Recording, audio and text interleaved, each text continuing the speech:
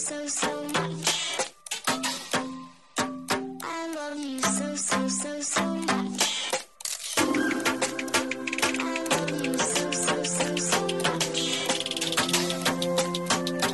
love you so much.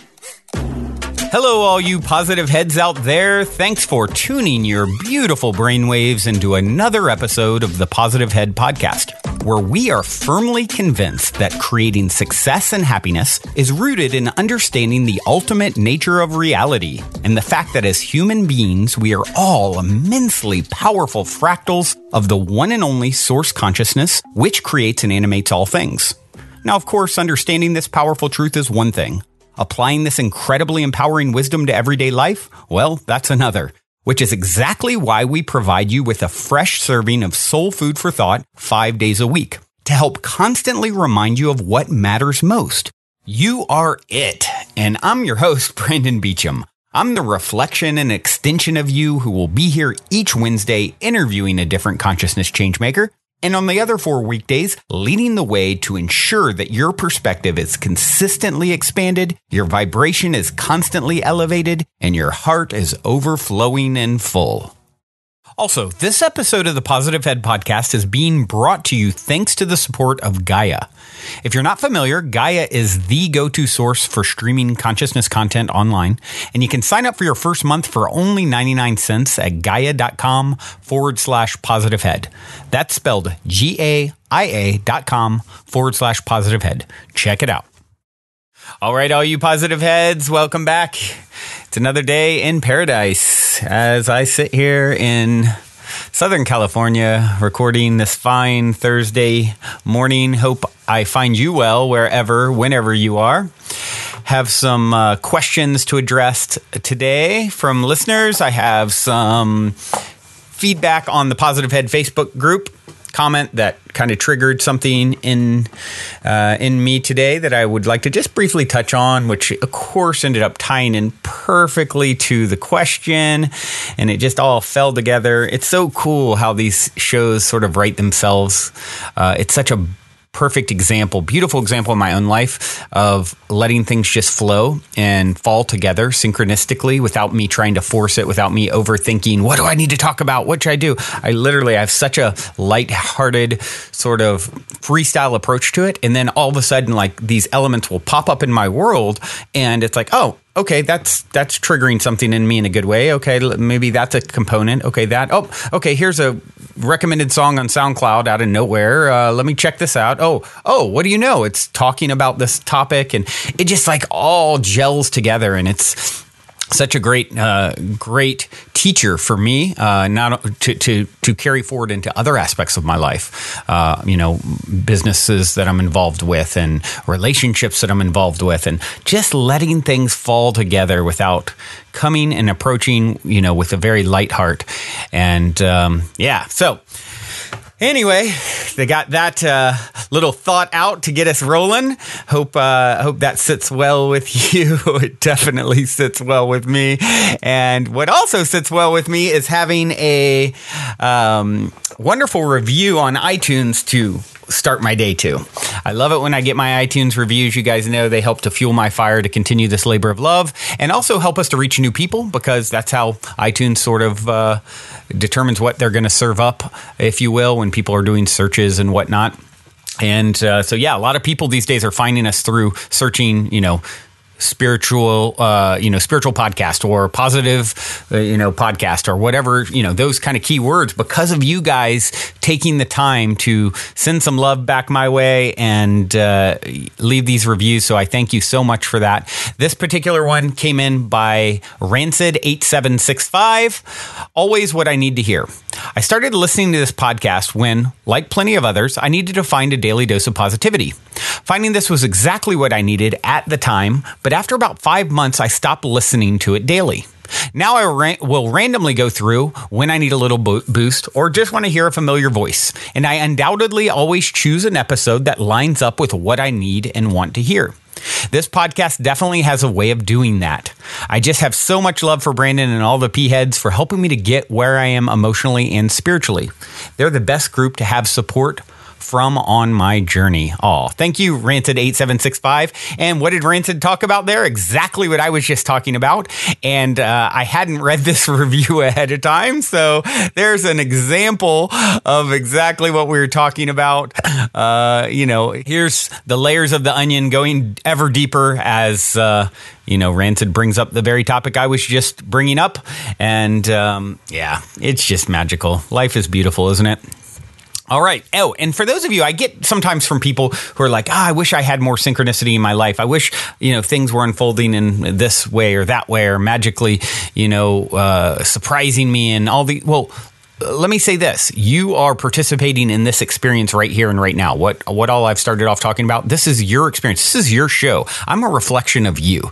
This is those of us tuning into this broadcast and a part of this broadcast and part of the Positive Heads Facebook group, which if you're not on there, you need to get on there. We just crossed 3,000 members, by the way. Yay, that was amazing. So basically, what I'm pointing out, what I'm saying here is that you, if you're experiencing it even vicariously through the show, through me, through a listener, through an interview, that's a part of you. That's a reflection of you. So instead of saying, why isn't more things like this happening to me? Acknowledge what is happening to you and own it and appreciate that. And from that appreciation, more will flow. So, there's that.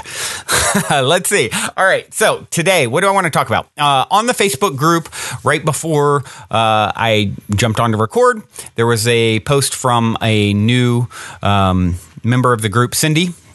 And Cindy said, I hope there is room on here for an open-minded Christian. I will always follow Jesus, but I am much more open-minded about spirituality now. Brandon, I love your show. I listen to it every night. I may not agree with you on everything, but many things I do. I love the positivity in applying some of the things I take from your show to my life. Thank you for what you do. And of course, I responded to Cindy, there's tons of room for you and I love you right back. And, it always, this is one that always sort of gets me going when we bring up Christianity or Jesus or these topics, because I was, they touch so close to home for me as, someone who was raised in a very conservative Christian household. I went to a Christian university where I got kicked out of because I was a bad boy. No, I really wasn't that bad. But by, Freed Arteman University standards, I guess I was bad. For me, what I always want to touch on with people who are Christian and opening up to more, as Cindy is doing here, I applaud you for that. And of course, I accept exactly who you are and where you're at, and I have no judgment about it and love you unconditionally and all those things. The one thing I do like to point out anytime this subject comes up is just be really mindful of where you got the idea from that there is a being that requires worship, if you will, or that's even external of yourself. Some of you probably seen the meme that floats around out there. Jesus was not a Christian. Buddha was not a Buddhist. Muhammad was not a Muslim.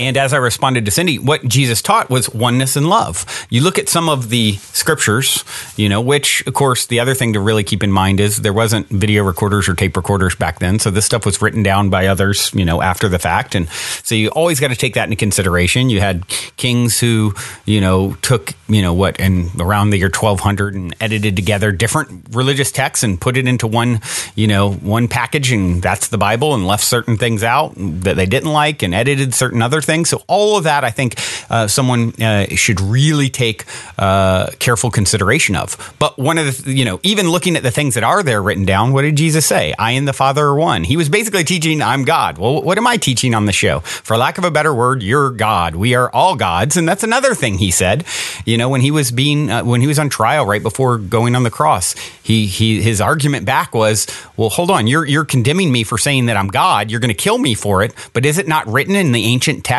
the Old Testament, ye are all gods? And so when you look at that, what was he saying there? Jesus was saying, Well, he was backing his last argument was, hey, hold on, don't kill me. Is it not written, ye are gods, right? What else did he teach? Well, with the faith of a mustard seed, you can move a mountain. What is that? That's the law of attraction. That's where, what you believe you create, right?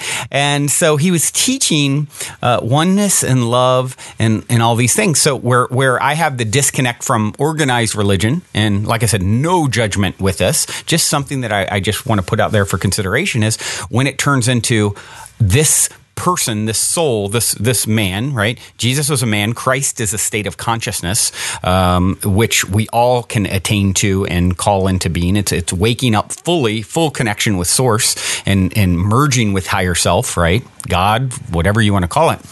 And so Jesus was a man. Christ is a state of consciousness. What Jesus, this man who was, the embodiment of Christ consciousness, attained to Christ consciousness in his lifetime, was saying was, all these very things. He's teaching the same things that we're teaching on the show, that we're talking about, that we're teaching and learning, right? Because we teach best what we most need to learn. And so, I just would, the issue sort of comes up for me is, there's these organized groups who then say, okay, this is the conduit. This character, this man is the pathway to your divinity. And without it, you're going to be judged and possibly tortured for eternity, right?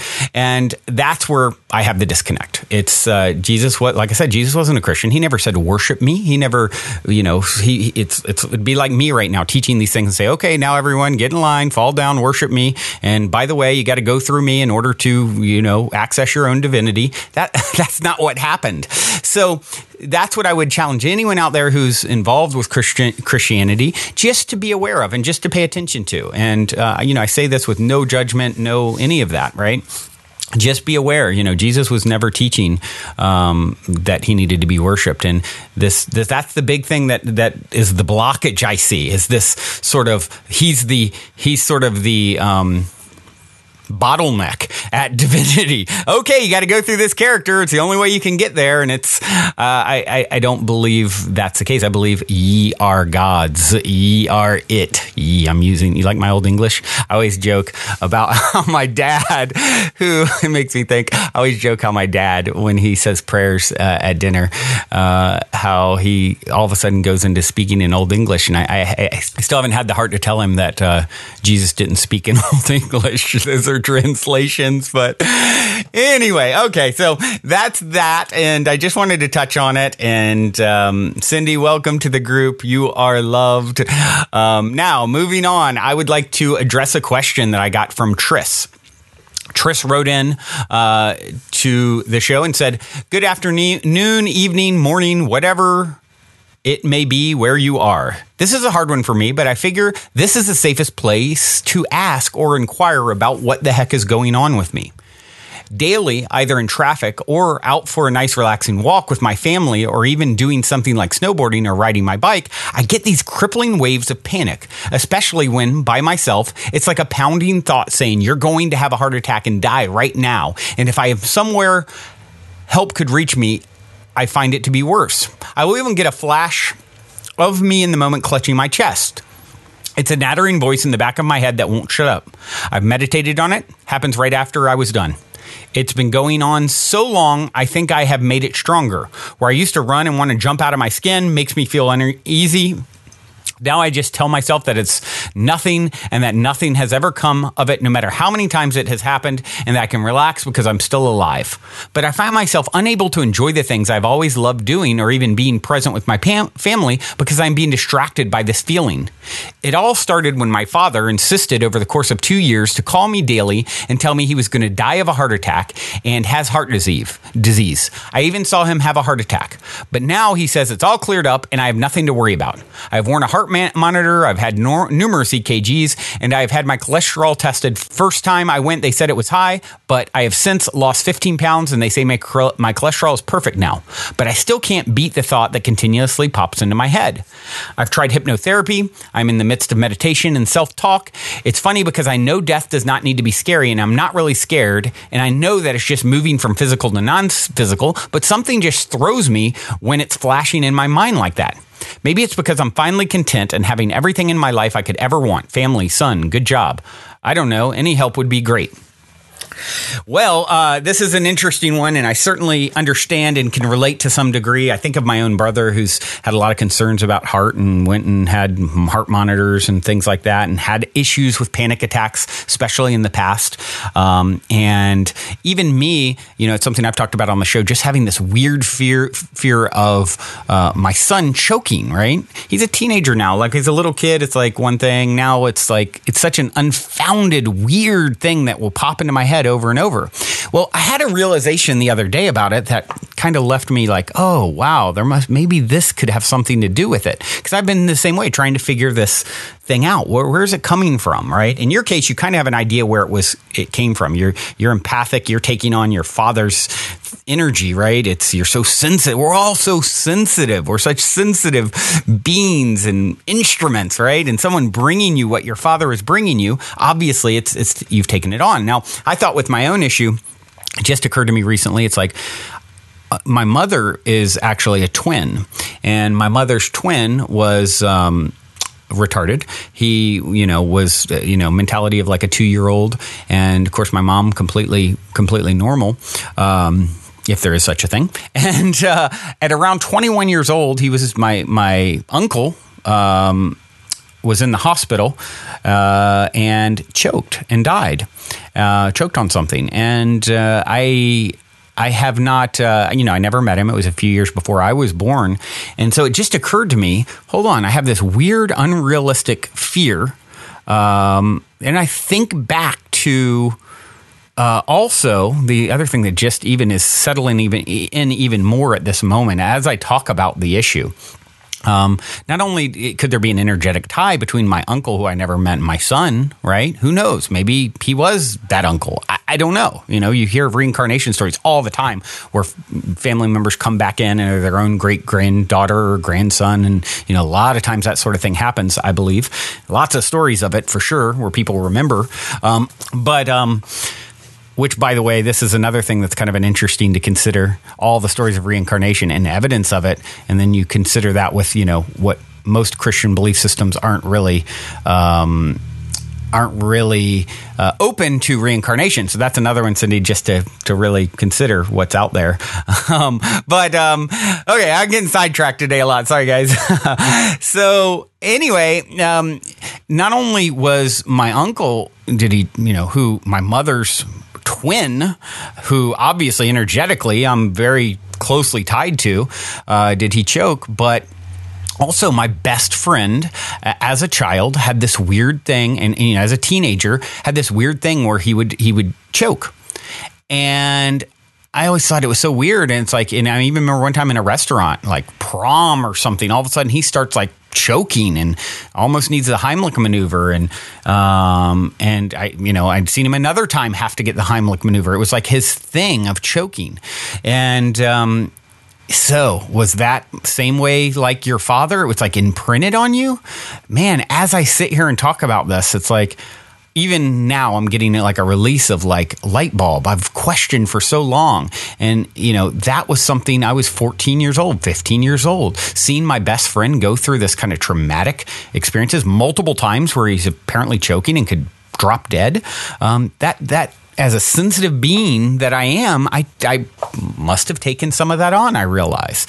There could be tie-ins elsewhere through my mother's brother. So, first off, understanding that some of that is definitely going on. It's very clear here in your story. I mean, very, very clear. It happened after your father was coming and giving you this energy, right? Giving you this energy. So, understanding that part of it, it was something that was sort of given to you, right? It doesn't necessarily mean it's something that has anything to do with what is actually going to happen, right? In the future for you. So you can, understanding it is it's like something that seems really like mystifying until you understand sort of the science behind it. And then it's like, they say any magic, any science, really good science is going to appear like magic to someone who doesn't understand it. It's the same kind of thing, right? So understanding this was given to you, in your case, very, very obviously, you are the master, mind is your servant, right? And that's something that Mooji says that I really, really like. You are the master, mind is your servant. And you can take, by even owning this thing, this teacher, this lump of coal that's a diamond in disguise for you, waiting to be transmuted with your correct perspective, and by owning it and transmuting it and not resisting it, which it seems like you're making steps towards. But here's a little clip I found from Mooji called "From Panic Attack to Full Power," where he really talks about this in a way that's shines a bright light on the subject. So let's take a listen, and then I'll talk a little bit more.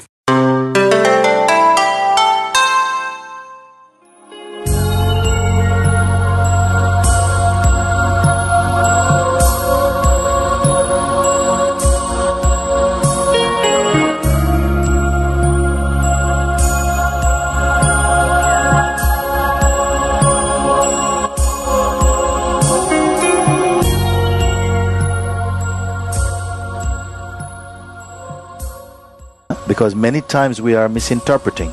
Many times we are misinterpreting what is grace. Yesterday, one of the friends here, she also had a tremendous experience after satsang. She came into the room, we were sitting in the room, and she felt she's going to die. Somebody brought her in. Oh, she's having a panic attack. She thinks she's going to die. And she came into this room, and the whole body was jerking, and she was really in a state. I said, I'm going to die, I feel I'm going to die. And what's the problem? What happens? And she's saying, oh no, because I don't want to leave I don't want to leave all of you. I don't want to leave this life. I don't want to leave. And so she needed to be guided through it. I said, but you are listening to all of this now. You're aware that this is an effect happening. What has been happening is that some energies are sometimes inside, trapped in some way, and they are doing their work in some way, mischievously. But now, out of your own satsang, something is stirred up, and now it's coming up. And I said, don't panic, don't worry.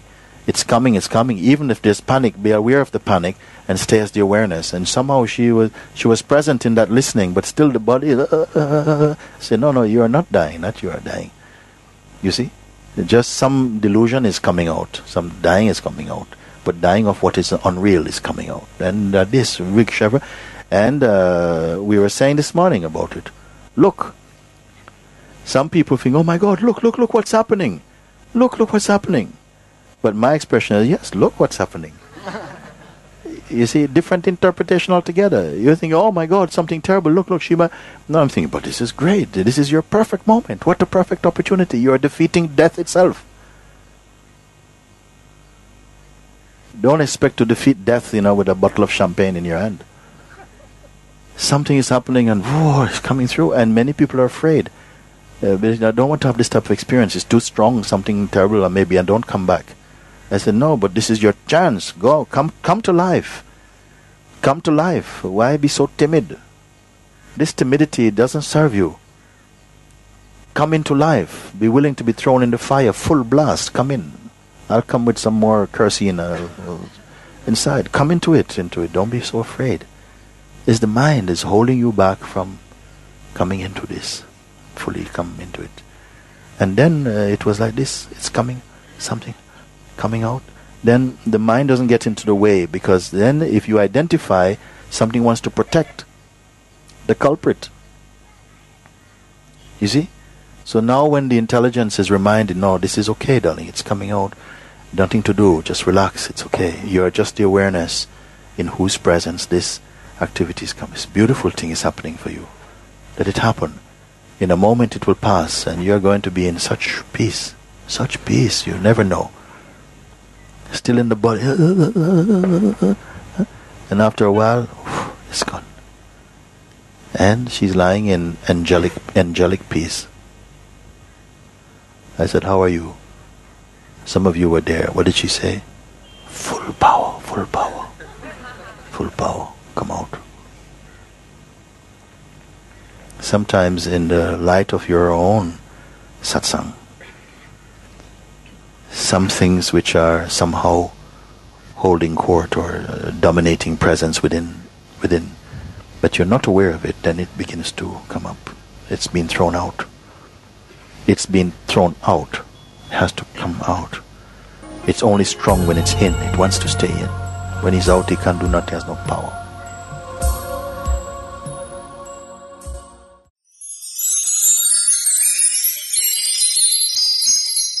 So what does he say here? Stay aware of the process.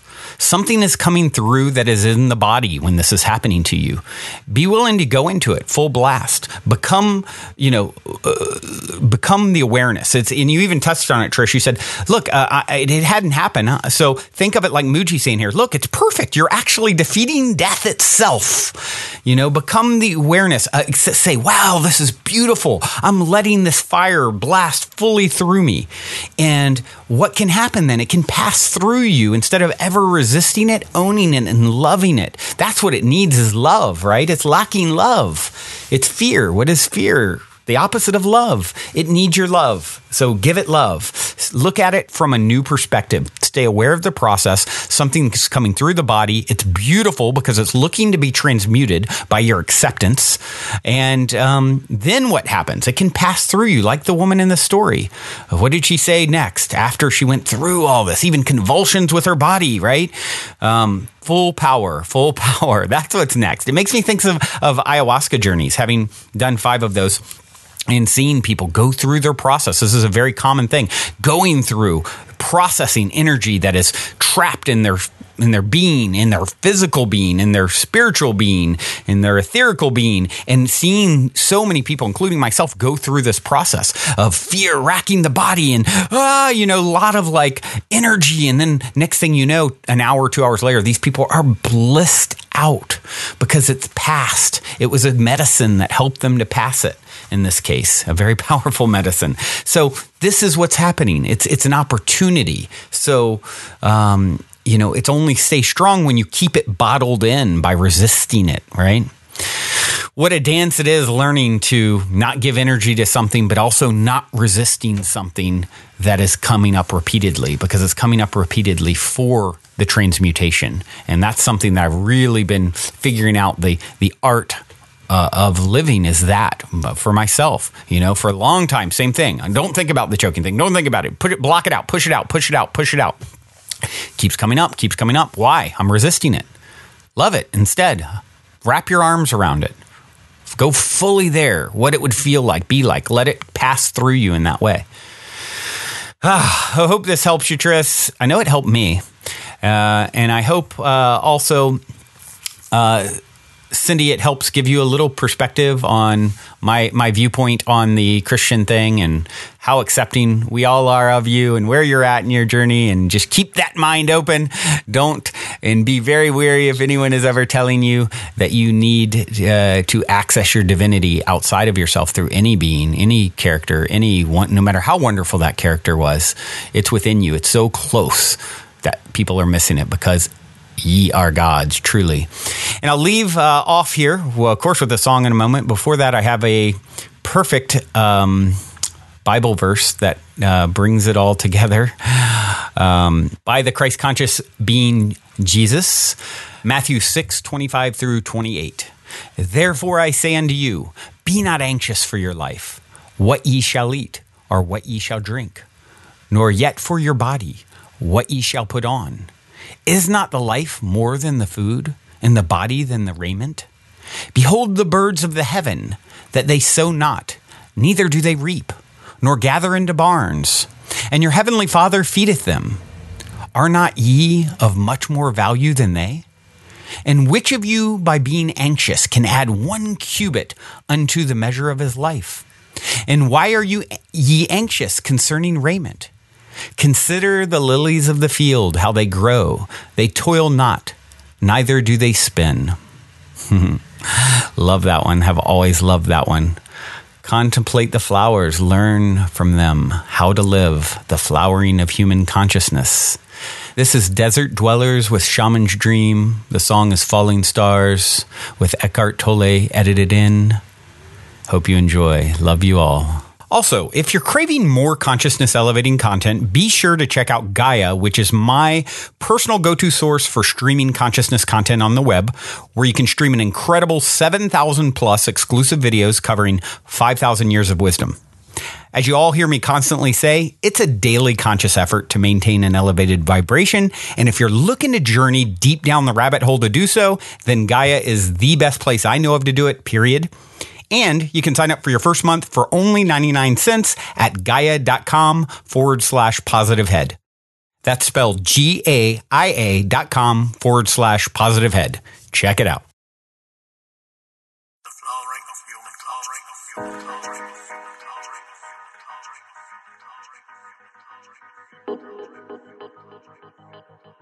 The flowering of human consciousness.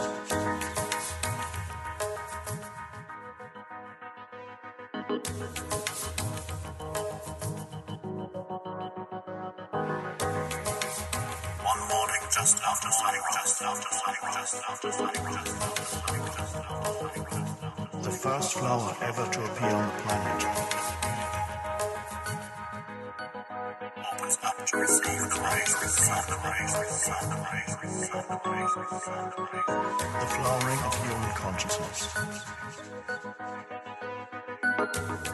Explosion of color and scent all over the planet.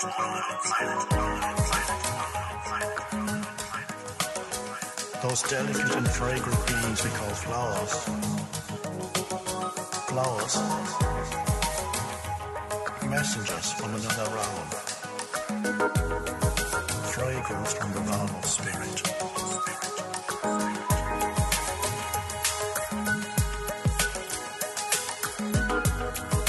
Providing inspiration to countless artists, poets and mystics.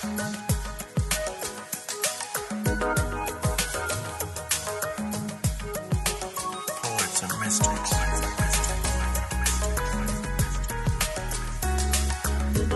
Contemplate the flowers and learn from them how to live. Poets and mystics.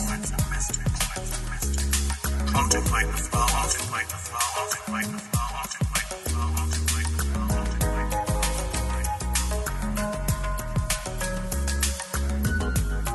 Seeing beauty in a flower could awaken humans to the beauty that is an essential part of their own innermost being, their true nature.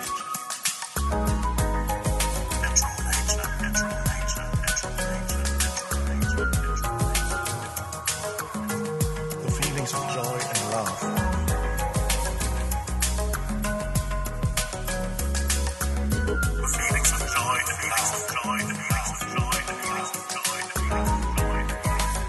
The flowering of human consciousness.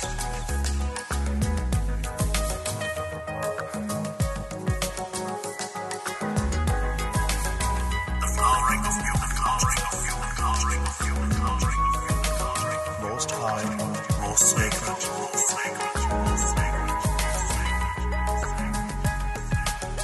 Enter a state of peace and clarity that is closer to who you truly are than thought could ever be.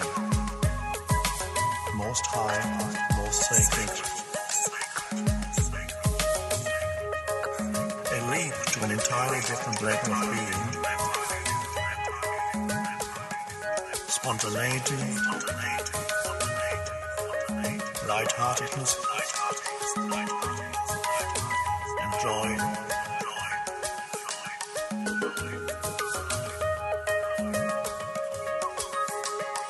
Recognize it as one with their own essence.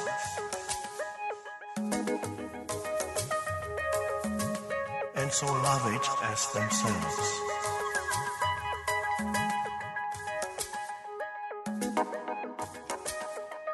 One life, one consciousness.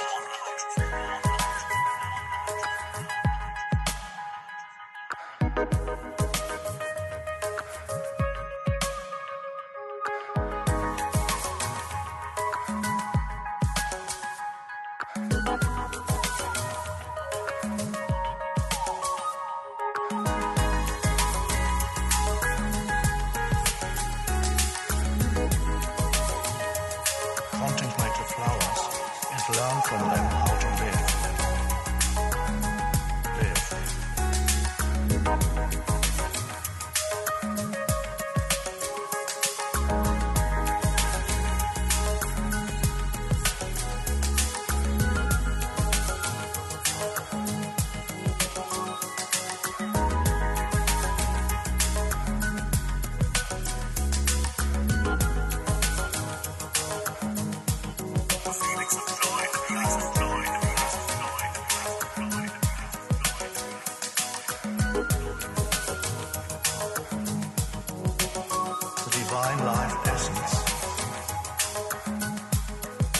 conscious presence.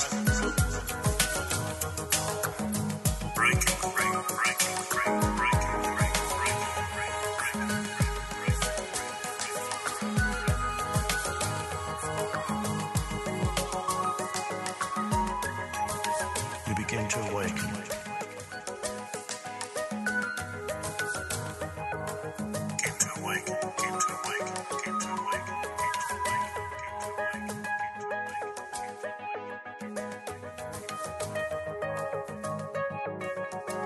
One life, one consciousness.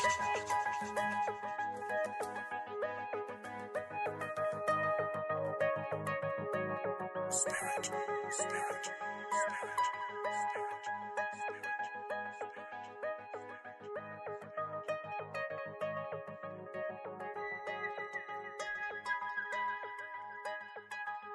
the flowering of human culture, of human culture, of human culture, of human culture, of human culture, of human culture.